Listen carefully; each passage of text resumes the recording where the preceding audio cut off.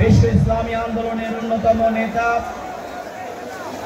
Doctor Shafiqur Rahman.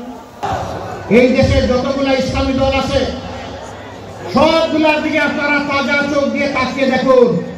আমি বেশি দূরে যাব না, 5 আগস্ট থেকে শুরু করে আজকে এই 22 ফেব্রুয়ারি পর্যন্ত এই সামান্য পরিক্রমায় কোথাও আপনি দেখবেন না ইসলামী দলের কোনো লোক এখন জাতির উপরে জুলুম করছে, চাঁদাবাজি করছে, দখলদারির সাথে জড়িয়ে গেছে।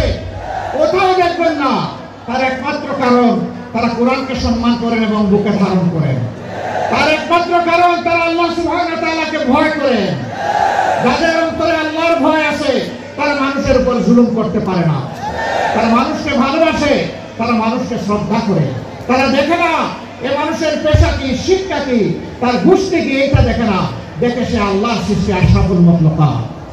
কোরআনকে খণ্ডিত করতে চান অথবা সহ্য করতে চান না, তাদেরকে আমরা বিনয়ের সাথে বলতে চাই, এ দেশের আপামর জনতা বাঁচতে চায় কোরআন বুকে নিয়ে, মরতে চায় কোরআন বুকে নিয়ে, আল্লাহর সামনে দাঁড়াতে চায় কোরআন বুকে নিয়ে।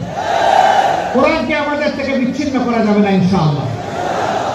এই যুবকরা তোমরা তৈরি হও, ইনশাআল্লাহ তোমরা পারবা। আলহামদুলিল্লাহ তোমরা অতীতে পেরেছো।